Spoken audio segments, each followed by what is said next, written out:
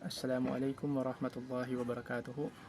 Ang gusto kong pag-usapan natin sa araw na ito ay patungkol sa kung paano tayo makaka-move on o makakaalis sa isang relasyon, sa isang tao. Um, kung titingnan natin, kung gusto na nating umalis sa isang relasyon, ibig sabihin lang nun, hindi na nakakabuti sa atin yung relationship na yon. So kailangan na nating magpakalayo-layo doon sa bagay na yon para i-save yung sarili natin sa maaaring ang bagay na yon ay kung ipagpapatuloy natin ay makakasira sa atin. At ang tinutukoy ko dito mga kapatid sa pananampalatayang Islam ay pag-alis sa haram relationship. So kung nandun ka na, ano yung gagawin mo para makalabas doon sa bagay na yon? Ang mga sasabihin ko dito ay batay lamang sa aking opinion at insyaallah ay makatulong sa atin. At kung may mga mali man dito na masabi ako, pwede niyo akong i-correct insyaallah. Ang bagay na dapat natin gawin ay alamin natin sa sarili natin na hindi na yun nakakabuti sa atin. Hindi yun nakakabuti sa atin ang bagay na yun. At titignan natin kung hanggang sa nandoon tayo sa bagay na yun, ang nararamdaman natin ay nasasaktan tayo. Mayroong kong natatandaan na sinabi ng isang alim na ang haram relationship daw ay mag-struggle ka dito o makakaramdam ka dito ng kapighatian ng tatlong beses. Ang unang-una, yung pag-chase mo o yung paghahabol mo sa bagay na yon. Magi-struggle ka doon.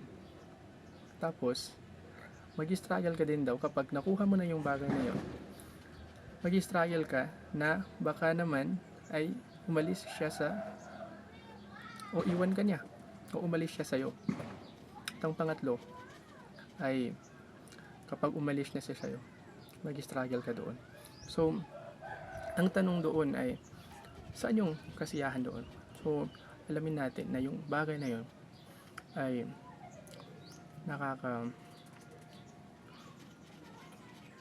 nakakasira sa atin.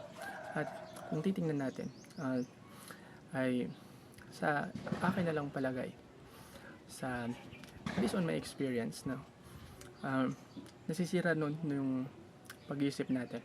Nasisira yun yung values natin. Halimbawa, kung practicing tayo bilang isang Muslim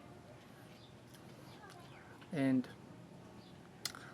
nasisira nun yung pagiging practicing natin dahilan sa paggawa natin ng ganong bagay, at na yung oras natin ay nakukonsume nun. So hindi talaga siya maganda. So paano na tayo makakaalis sa bagay na yun? At ang sagot ko sa bagay na yan ay siguro block the communication. Ito yung mahirap talagang gawin ito. But if you really need to do so para makaalis sa sitwasyon na yon, and you want to save yourself, no? Gusto mong i-save yung sarili mo at gusto mong i-save siya, yung taong kinakausap mo, na alam naman natin na kapag ang bagay na yon ay mag-continue, haram yan. So ang resulta ng haram ay hindi maganda. At kung titignan natin, kahit kung gaano man natin kagusto na ihalal yung isang bagay, pero ang tinatahak natin daan para doon ay haram, ang magiging resulta noon ay haram at ika nga nila ay lahat ng pagsisisi ay sa huli. At wag na sana nating um, gawin na saka pa tayo magsisisi ay doon na sa huli.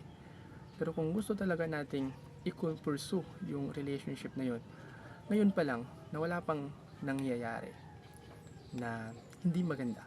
At alam natin na may mangyayari hindi maganda sa bagay na yan. Ngayon pa lang na wala pang nangyayari hindi maganda, ay ihalal na natin. Which is, ang solusyon ay marriage. Marriage, sabihin natin sa parents natin na gusto kong mag-asawa ng ganito to not commit a sin. And yung parents mo, punta sa parents niya. And also, pakinggan natin yung parents natin. Kaysa naman, i-continue natin yung sin na ganon. Siguro mas maganda kapag nasa sitwasyon na tayo, mas maganda na ngayon pa lang ay ihalal na natin. So, paano tayo makaka-move on doon?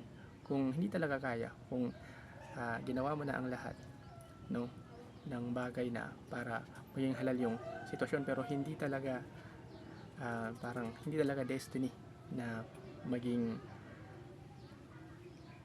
kayo o maging halal kayo o to pursue the relationship.